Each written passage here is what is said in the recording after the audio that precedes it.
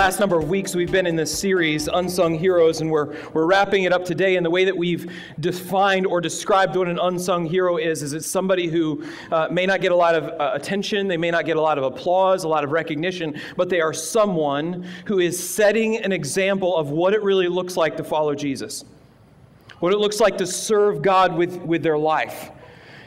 This is the person that if you were to pattern your life after the way that they live, if you were to imitate them, if you were really living the way that they were living, then you would be living a life that's pleasing to Jesus. Which raises two questions, right? The first question is this: who do you see who's living that way around you? Who are the examples that you see right here, right now, today, that you could pattern your life after? Paul says when we see those kind of people, we ought to honor them. Philippians chapter 2, verse 29, honor such people. And the way that we've been talking about honoring those kind of people is, number one, we stop, we recognize, and we give thanks to them. We say, hey, thank you so much for being that example for us to follow. And it's something that we as a church have really tried to be very intentional about, particularly when it comes to the people who are serving in our ministries. A number of years ago, our leaders got together and we came up with a list of qualities or things that we were really looking for that we wanted to be able to celebrate in the people who are serving in the church. And then we put together a series of awards based on those. And then I went out and bought special trophies that go along with these awards. And I know everybody wants this, but you can't have it. Only one person gets it. And then what we do each year is our leaders get together and we nominate people that we've seen serving throughout the year. Each summer we nominate people that we've observed who are serving in those ways, and then we take time. Whoever wins, they get to take a trophy home and display it in their house proudly, which how couldn't you display a moose salt and pepper shaker holder proudly in your house? And then they get a gift card, of course, that goes along with it. And so most of the time we've done this behind closed doors, but this year we decided that we'd actually do it Sunday mornings and honor such people. And so we've been giving out these awards, and today I've got two awards that I want to give out this morning. And the first award is our Connector Award, which is this arrow. It's a light-up arrow, so this is a coveted prize. The light-up arrow is our Connector Award, and our Connector Award goes to someone who we see consistently engaged, not just welcoming people, but this is a person who is always working to get people into community. And the person who won this award this year, it's been so cool to see what God's done in his life over the last 6 years. I mean, God has just gotten a hold of his life and is done such amazing things in and through him. And in particular, this is something that I think most people who know him have seen. In fact, I'll tell you this, when Thomas Goodfellow came here his first Sunday, this was when he was in the interview process. He came here on a Sunday morning. Nobody really knew who he was except for a few of us. And this particular person went up to him and said, hey, first Sunday here at Grace Point, I'd love to help you get connected. We've got a great men's ministry. Would you like to come out Wednesday night? And that's just the way that this person is. And it's a privilege to call him a friend. It's a privilege to call him a brother. This year's Connector Award goes to Larry Delendy. So.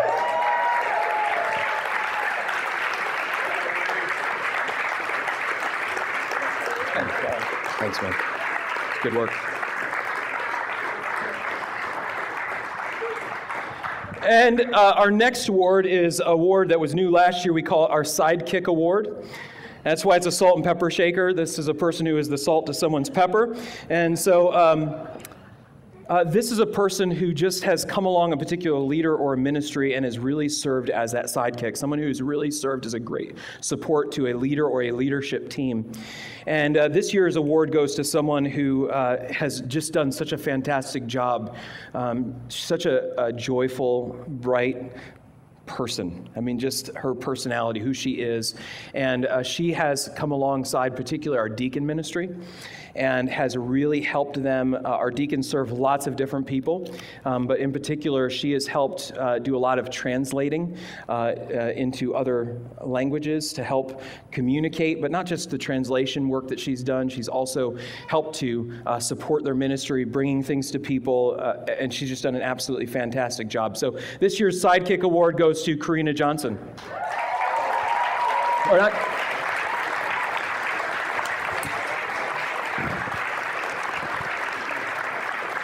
Thank you. Thank you. Good job. Thank you so much. This is really thanks. So we have more awards that we could give out, but again, my challenge to you has been, and we've got more that'll come out before the end of the summer, but my challenge to you is, look, you're connected. You see people who are serving all around you, and they are doing an amazing, fantastic job. And they are setting an example for other people to follow. And so my challenge, my encouragement to you is that you take time to say thank you. Who are those people around you that you see serving? They may not get much recognition. They may not get a lot of applause. They're probably not in the spotlight, but they're serving faithfully. Take time to say thank you. And the second way, by the way, that we honor such people, which is really what this whole series has been about, is that we learn and grow from their example so that we become examples for other people to follow. Right? That's the second question that this whole series ought to be challenging us to ask ourselves. It's not just who else is living that way, but here's the real question. Are you that person?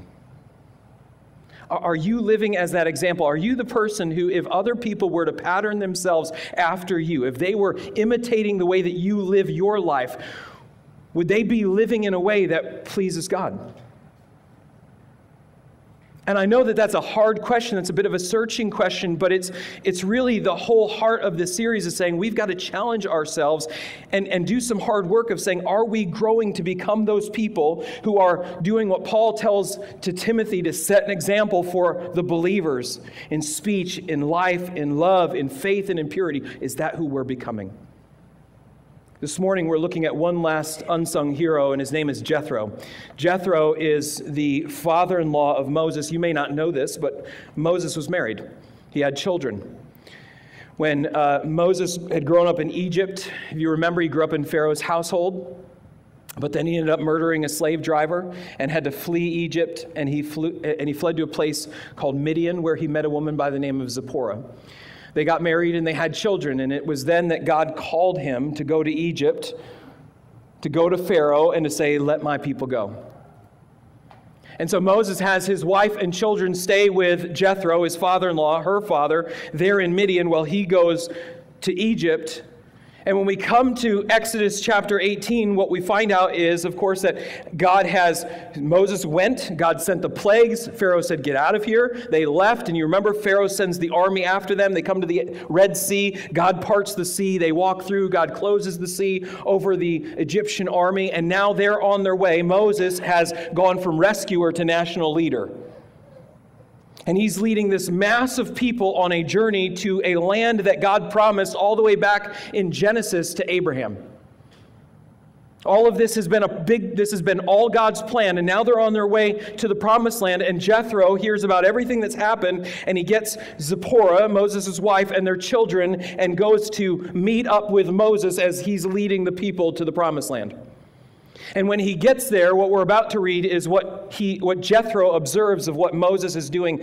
And he doesn't just observe, Jethro steps up, and what he does is sets an example that in particular, I would love to say that the timing of this was all planned out, and I knew what we were going to be talking about today as we get ready for our ministry fair and launching into the fall and the second service. So it's so cool how sometimes God aligns things, because what we're going to talk about today, I believe, is absolutely critical for us as a church. As we have our ministry fair today, as we get ready to launch into this new year, as we get ready to start a second service, God has all of these great things in store for us. And we need to learn from Jethro's example as we get ready. So would you stand with me? Let me pray for us, and then let's read this passage together. Father God, thank you for this opportunity to gather together as your people. It is always a privilege and an honor to be able to join together as a body, as a church, to sing and worship to you, to come into your word, to pray together, to do all of that in the knowledge that you are here in this place. We don't have to invite you in, you're here. But God, what our prayer is that we would not just be aware of your presence, but that we would surrender to the things that you would have to say to us, the things that you would call us to do, that today would be a day that we say yes to you. You are God, eternal, all-powerful, all-knowing, all-loving, holy God, worthy of all that we are. And before I even get into your word today, God, I confess that so often we are living as if none of that's true, behaving as if that's not reality. And so, God, as we come to your word, we're grateful for your grace, because it's only by your grace that we can come, learn, and be transformed and changed as we live in relationship with you. So, Lord, speak to us through your word, and God, again, I pray that you would help us to say yes to what you call us to. In the name of your Son, Jesus, I pray. Amen. We're going to read verse 1, and then we're going to skip down to verse 13. Jethro, the priest of Midian, Moses' father-in-law, heard of all that God had done for Moses and for Israel, his people, how the Lord had brought Israel out of Egypt. Verse 13, he goes and he's now with Moses. The next day Moses sat to judge the people, and the people stood around Moses from morning till evening. When Moses' father-in-law saw all that he was doing for the people, he said, "What is this that you are doing for the people? Why do you sit alone? And all the people stand around you from morning till evening." And Moses said to his father-in-law, "Because the people come to me to inquire of God. When they have a dispute, they come to me, and I decide between one person and another, and I make them know the statutes of God and his laws." Moses' father-in-law said to him, "What you're doing is not good. You and the people with you will certainly wear yourselves out, for this thing is too heavy for you. You are not able to do it alone. Now obey my voice. I will give you advice, and God be with you. You shall represent the people before God and bring their cases to God, and you shall warn them about the statutes and the laws and make them know the way in which they must walk and what they must do. Moreover, look for able men from all the people, men who fear God, who are trustworthy and hate a bribe, and place such men over the people as chiefs of thousands, of hundreds, of fifties, and of tens, and let them judge the people at all times. Every great matter they shall bring to you, but any small matter they shall decide themselves. So it will be easier for you, and they will bear the burden with you. If you do this, God will direct you. You will be able to endure, and all this people also will go to their place in peace." So Moses listened to the voice of his father-in-law and did what he had said. Moses chose able men out of all of Israel and made them heads over the people, chiefs of thousands, of hundreds, of fifties, and of tens. And they judged the people at all times, and any hard case they brought to Moses, but any small matter they decided themselves. Then Moses let his father-in-law depart, and he went away to his own country. This is God's word. You can go ahead and be seated. So the situation is obvious, and what should be obvious to us is Moses has a problem. The problem is not that he's serving. The problem is the way that he's serving.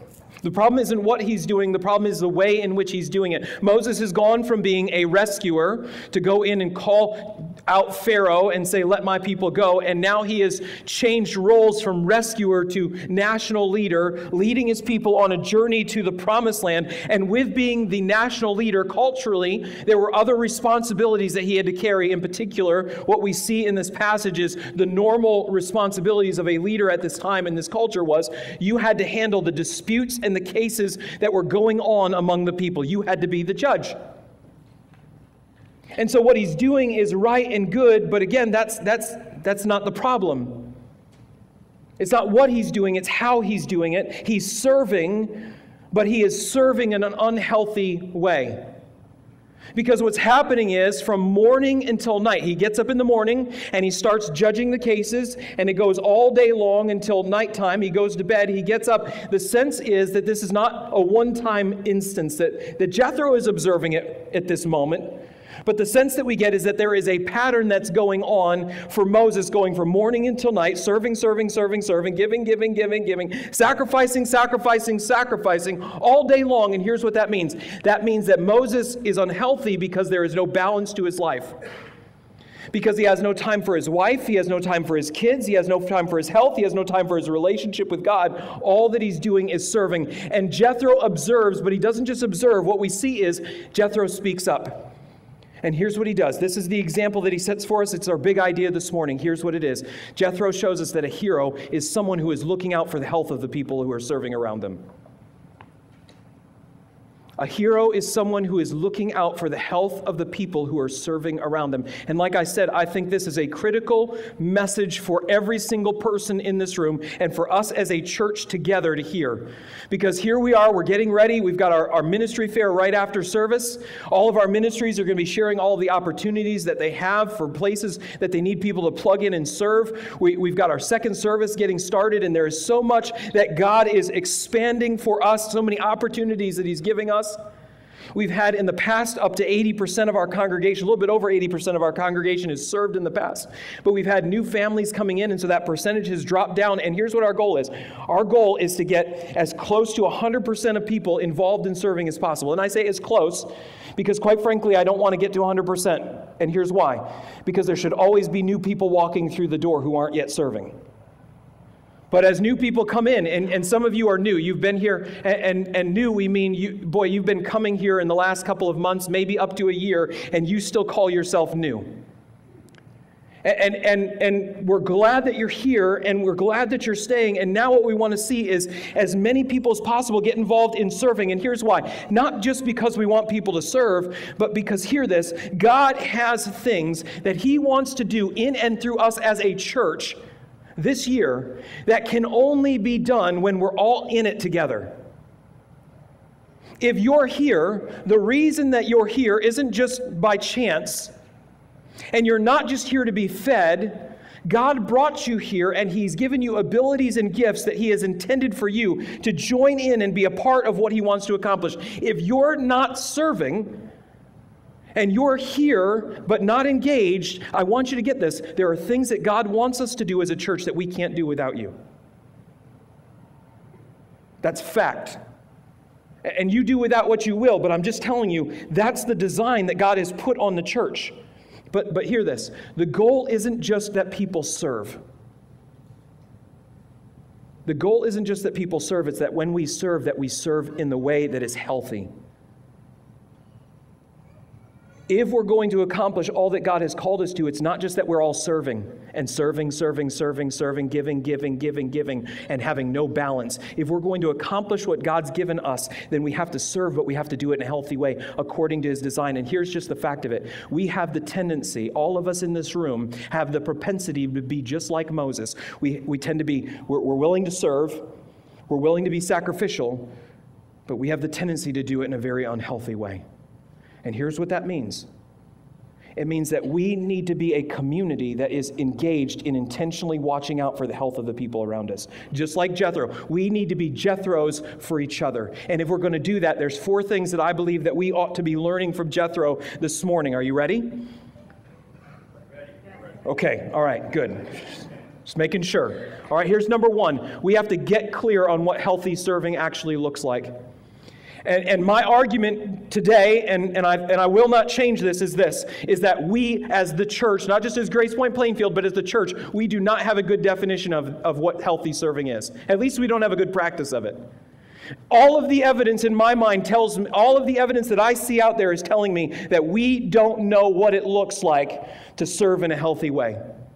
We're like Moses. We don't have a good definition. We're unclear on it, but we've got a Jethro here who has no doubt in his mind. Get this, it takes Jethro one day of observing Moses to go, this is wrong. And again, the problem isn't that he's serving. Jethro doesn't come to Moses and say, Moses, you've got a young family, you've got a wife, you've got kids. You should not be serving at this time of your life. Right? Take time off, stop serving, focus on your family, and then come back to it once your kids are grown up and out of the house. He doesn't say that. He doesn't say stop serving. He says you've got to change the way that you're serving. Because the way that you're serving is unhealthy. And the reason that it's unhealthy, take a look at what he says here. Look at with me with verse 14. It says, when Moses' father-in-law saw all that he was doing for the people, he said, what is this that you're doing for the people? Why do you sit, what? Alone. Circle that word. And I'm going to have you, it's going to come up again, and you're going to circle it again later on. Circle that word. He says, the way, it's not that you're serving, it's the way that you're serving, and the way that you're serving is you're serving alone. You're trying to do all of this by yourself. You're trying to get this all done in your own strength. Of course you're going from morning until night, because it's all on you. It's all your responsibility. You're over here, they're over there, and you've got nobody who's helping you. You're doing, and everybody else is taking. And the problem is this: no one, and I want you to hear this very clearly this morning, no one is designed, created, or gifted in such a way as to be able to do what God has called them to do in isolation from everybody else. You aren't gifted enough. You aren't strong it was never God's intention for you to do ministry in a silo by yourself. And yet, here's the reality, is that I've seen it in myself. I've seen it in every single pastor that I know, every church I go to, every ministry leader that I've observed. We have a tendency to go, I don't need anybody else. I can do this by myself. I've got this on my own. And hear this, there's lots of reasons we could get into as to why we do that, and I don't have time to get into all of that. You got to look at your own heart. When you live and you do ministry alone, you've got to figure that out why for yourself. But hear this. Well, it may be convenient in the short run, and it is convenient. It's convenient to just do it myself. Do you know why it's convenient? Because it requires it just requires less time, less energy. When I involve other people, it gets messy. It gets frustrating. There's conflict. Now I've got to deal with your preferences and my preferences, and we got to debate together, and I may not like the way you do things, and you may not like the way that I do things. I'll just do it myself. Well, it may be convenient in the short term. It completely ignores the long-term consequences, and Jethro makes very clear what the long-term consequences are of doing it alone. It's verse 18. You and the people with you will certainly wear yourselves out. When you do it alone, and keep reading, he says, finish this with me. You will wear yourselves out, for this thing is too heavy for you. You are not able to do it what? Alone. Circle the word again, alone. He says, when you do it alone, do you understand what you're setting yourself up for? He says, you're going to wear yourself out. And that word, the Hebrew word for wear out means to disintegrate. It means to fall apart. And the best English word that we use today that describes what that means is burnout. He says, when you do it alone, when you're doing it in an unhealthy way, you're setting yourself, you are on a path to burnout. And burnout is this. A burnout is a physical, mental, emotional, and it could be all of these, and or spiritual collapse caused by overwork and stress. He says, you're on the way to burning yourself out. And some of us in this room, that's exactly what we're doing. This is why I say that all the evidence in my mind tells me that we as Christian church today, we have a very poor definition of what it means to serve in a healthy way. At least we have a terrible practice of it. Because all of the evidence says that burnout is just epidemic in the church today. And let me just give you one statistic, just one. I could give you more. And by the way, I don't have statistics for volunteer burnout. But I'll use this as a simple illustration, and the number is 1,500, 1,500. You can go and do the research yourself, because some of you will go, I told somebody this, I think I told Sarah this yesterday, and she's like, no way, that's not possible. You could go and look it up yourself. 1,500, 1,500 pastors drop out of ministry a month. And one of the biggest reasons for it is burnout. Now, I know that's pastors, and there's not very many pastors in the room, and you may go, well, that's just pastors, but I use it as an illustration to say, listen, for anybody serving in the church, this is a serious risk. If it's happening to pastors, who, by the way, are leading the way, if we're leading by example and other people are following the example, what do you think's happening in the church? People are getting burnout all over the place. And why are we getting burnout? Well, one of the major reasons is we're trying to do it alone. We're trying to do it by ourselves. And nobody was designed to do that. In fact, what does Jethro say? He says, you're trying to carry a load that's too heavy for you. You've got this thing, and it's so big, there's no possible way for you to lift it, but you're going, I've got it. I can lift this by myself. And the result is you're damaging yourself, and not just yourself, you're damaging your family, and you're damaging the people you're serving. You're disintegrating and you're falling apart because you're trying to do it alone. I'm going to say this again, but hear this. God has called you to things that are so big that if you try to do it on your own, you'll fall apart. You will burn yourself out. God has called you to things that are so big that the only way that you can do them is if you are living in dependence on and in partnership with God's people. God has called us to a church to things that are so big that we can't, no one person can do it on their own. The only way it happens is if we do it in dependence on and in partnership with each other. And see, we've got this tendency to go and say, oh, I don't need any help. I can do this on my own. And see, that's why we need people who are, first of all, we've got to get a clear definition, but then we've got to be looking around us and going, who are the people who are in here who are actually trying to do this, who are on the path, they're on the journey. I was with someone just recently who is on the path to burning themselves out because this is exactly what they're doing. And when you see that person, here's number 2, here's what you've got to do. You've got to speak up with the truth and love. You can't be silent. You can't just watch. If we're going to actually look out for the health of the people serving around us, then you've got to speak up with the truth and love. It's what Paul talks about in Ephesians chapter 4. Ephesians chapter 4, Paul is talking about the church as a place where we ought to be helping one another to grow in maturity. And then he talks about there's things that have to change. If we're going to grow in maturity, there's things that have to change in the way that we function. And the big thing that he points out is this. Listen, he says this, but speaking rather, so here's what has to change. Instead, here's what we have to do. Speaking the truth in love, we're to grow up in every way. If we're going to mature, we have to be a community that speaks the truth in love. And by the way, maturity is a part of getting to healthy serving. If you're maturing, you're going to grow in healthy serving. But if we're going to mature, then we've got to be willing to speak up with the truth in love. And if there's an example, I think Jethro is such a great example for us when we're talking about looking out for the health of people around us. Because what does Jethro do? Well, number 1, he speaks up with the truth. What does he say in verse 17? Moses' father-in-law said to him, what you're doing is not good. He doesn't beat around the bush. He doesn't go, well, you've got good intentions. I mean, Moses has good intentions. He's sacrificially serving, but Jethro doesn't pull any punches. He says, you're doing something that's wrong, and I want you to hear this. Doing the right thing in the wrong way is still wrong. So you're serving, you're sacrificial, wonderful, but what you're doing isn't good. Why? Because you're doing it in an unhealthy way. And listen, I get it. I think the church really struggles with this. We struggle to speak the truth in love, and one of the reasons is because we tend to be nice people who we avoid conflict and confrontation. Again, for all sorts of reasons that we don't have time to get into right now, but we tend to avoid it.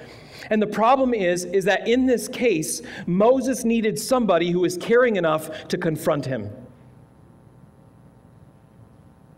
Because Jethro comes to him in verse 14 and says, why are you doing this? And in verses 15 through 16, I'm going to just summarize what Moses says. He says this, because it's the only way. He says, why is it that you're doing this alone and nobody's helping you? And what does he basically says? He says, because there's nobody else to do it. If I don't do it, who's going to do it? People come to me, they ask me to do it, and therefore I've got to do it, and I've got no one else who can step in. I've got to imagine, if I'm maybe projecting a little bit on Moses, it's possible, but I think if I'm in Moses' situation, I'm overwhelmed, I'm at the point where I'm in the forest, and it's so thick, and I'm so overwhelmed that I can't see the path that's right at my feet. Moses is basically saying there is absolutely no other way. Is it true that there's no other way for Moses? No, because Jethro is about to tell him another way. But see, the problem is when somebody is on the verge of burnout, when they're unhealthy, they get to a place where they believe there is no other solution. They can't come up with a solution because they can't get their mind to focus and to process through. And what they need somebody who's willing to step up and say, that's wrong, you're not healthy. But listen, that's not enough. That's speaking the truth. You don't have to be loving to tell somebody that they're wrong. That happens on Facebook every day. So what does it look like to speak the truth in love? Well, Jethro doesn't stop at it's wrong. What does he say? He says, now let me help you find a solution. He says, you're functioning in a way that is broken. You are doing damage to yourself, and you're doing damage to the people you're serving. You're doing damage to your family. It's wrong, and that's the truth. But now let me help you come up with a solution. That's love. Love isn't just pointing a finger. Love is helping them find a way. It's walking alongside of them. And if we're going to be a church that really is looking out for the health of people, we're not just using and abusing the people around us, then we have to be willing to speak the truth in love. And when we speak the truth in love, one of the things that we need to do is what Jethro does, and this point number 3, is we use our experiences, the things that God has done in our lives, as a resource for the people that we're helping. Here's Moses in a brand new situation. He's never been a national leader. He's never had to judge all of these cases before. He's in a place that he has no idea what he's doing. He's trying to build an airplane and fly it at the same time. Without any instruction, he doesn't know what he's doing. But then you have an older man, Jethro, who is a priest in Midian, which there's debate as to what all that means, but I can tell you this. It means that Jethro was a leader in Midian, which means he had a lot of the responsibilities that Moses now has. And as an older man, he's been there, done that. He's got experience, which positions him in a unique place to be able to speak into Moses' life to help him get healthy. Because of where he's been, he can help Moses by using his experiences as a resource for him. And that's what he does. He says, Moses, listen, you're saying that you have no other solution. There's no other way to do it. Let me tell you, there is a way. And here's what you do. Since I've been there and I've been in that leadership role, here's what you do. You're going to go out and ask for help. Stop doing it alone and go get other people who can help you. Now, you got to be clear on, you got to find the right people. You get the wrong people, it's going to be more work, not less work.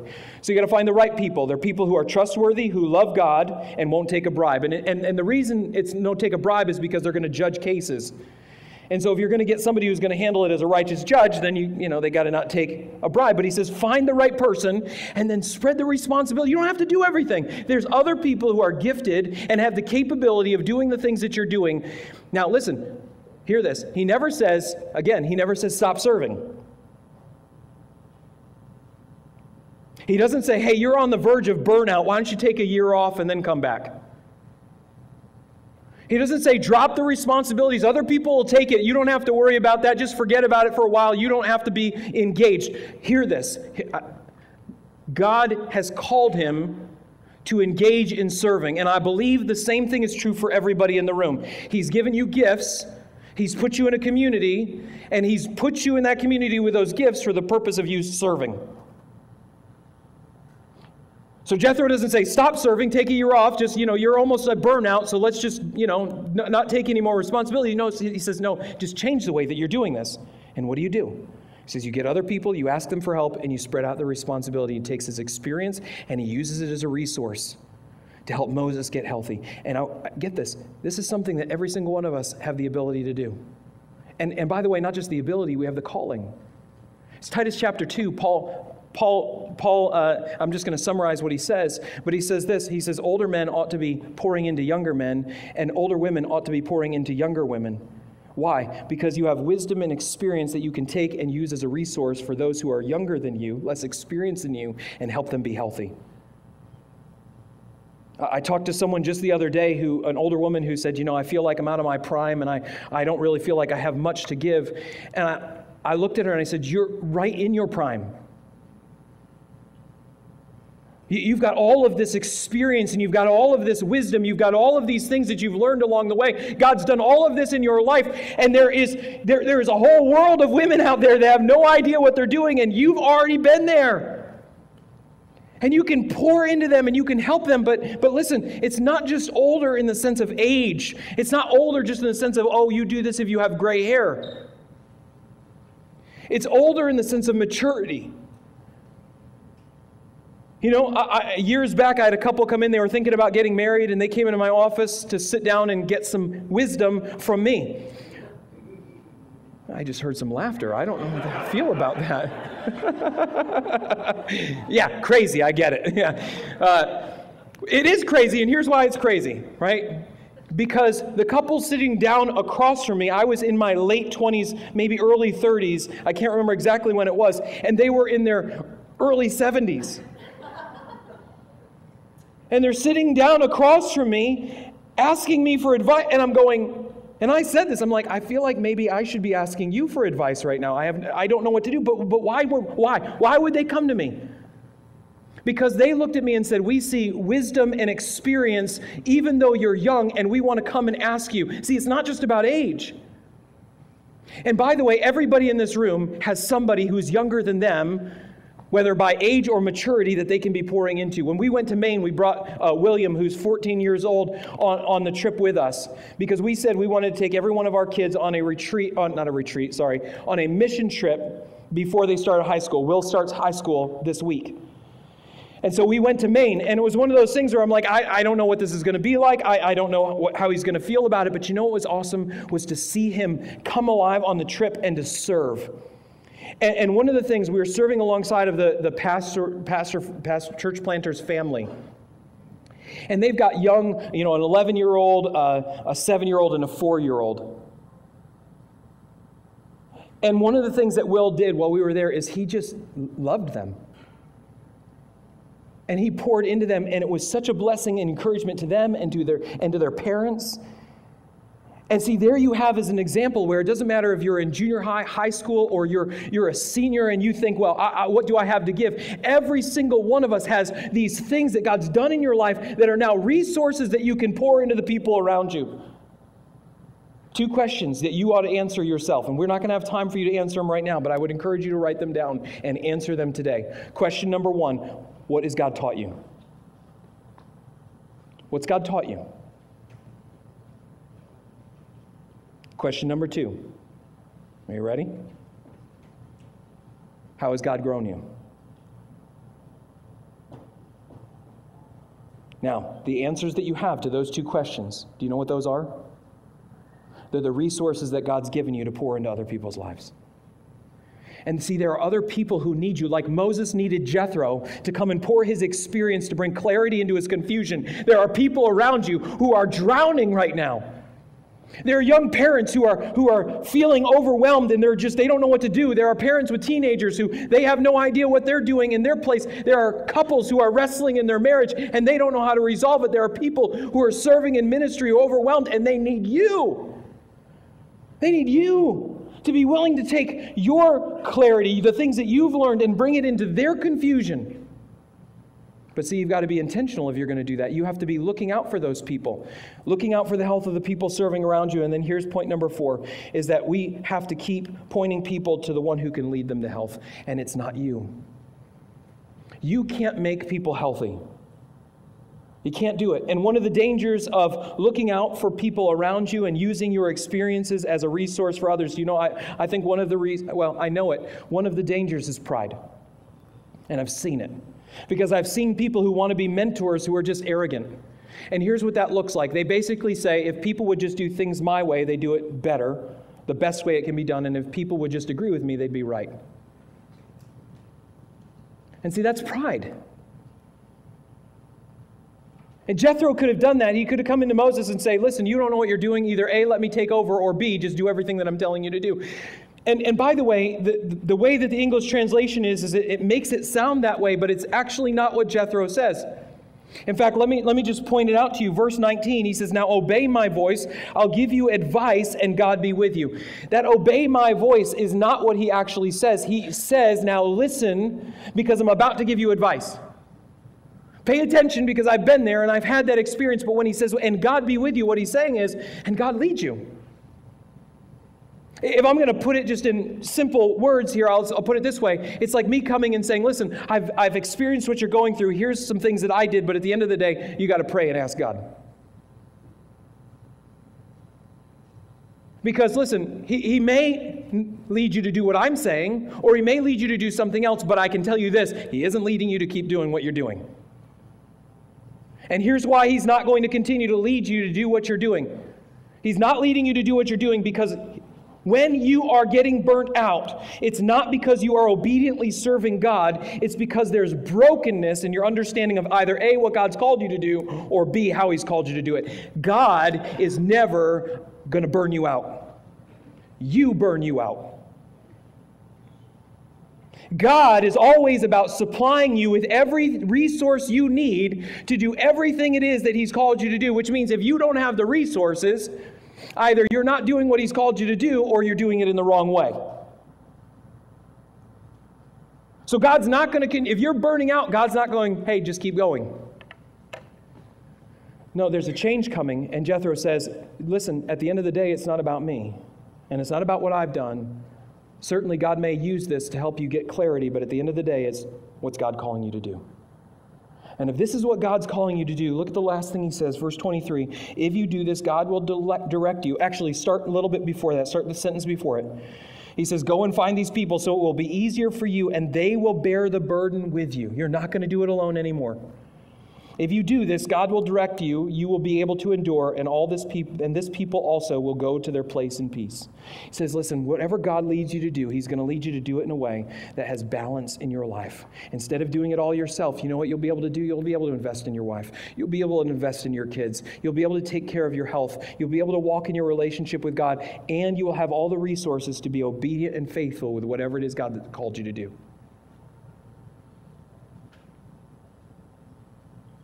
Church, I want you to hear this. God has such great things that he wants to do in and through us this year. I look at where we are, 6 years. It's been 6 years coming up for me in September that I've been here in Plainfield. And I look at where we've come from.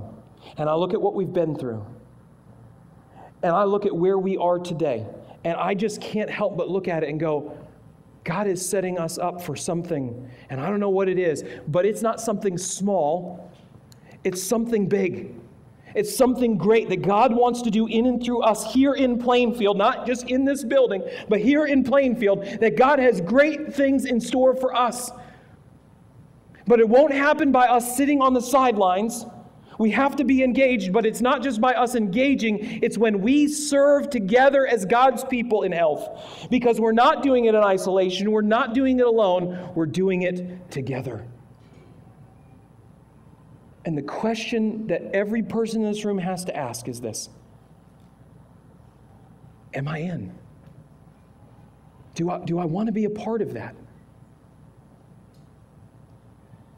If we're going to do this healthy, then we've got to be looking out for each other. We've got to be looking out for the health of the people around us. And look, I'll just say this. That means that you have to get healthy.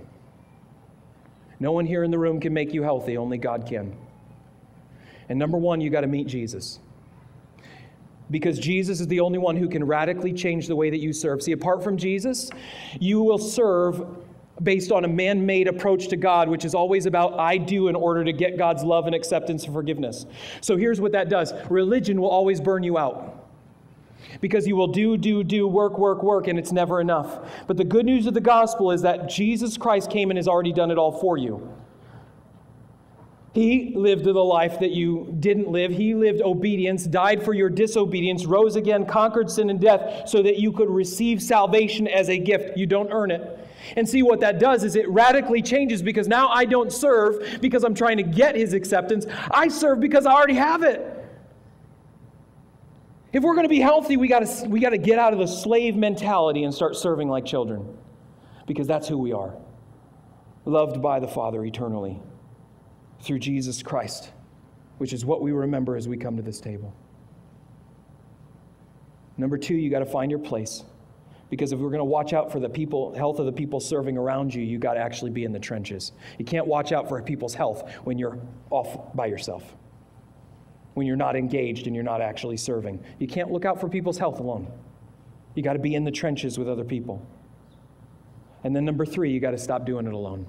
You got to actually do it in community. You've got to stop being in isolation. And you have to do the work. No one is going to do the work to connect you. I wish it was that easy. I wish everybody was constantly pulling you in and you kind of just sat there as people pulled you to them. That's not the way relationships work. The church is a community where we have to run at each other. God has great things in store, and I hope that you're ready. I hope that we will go into this year ready to do it in a healthy way, to serve as his people. If we're going to do that, we come to this table and we remember children, not slaves.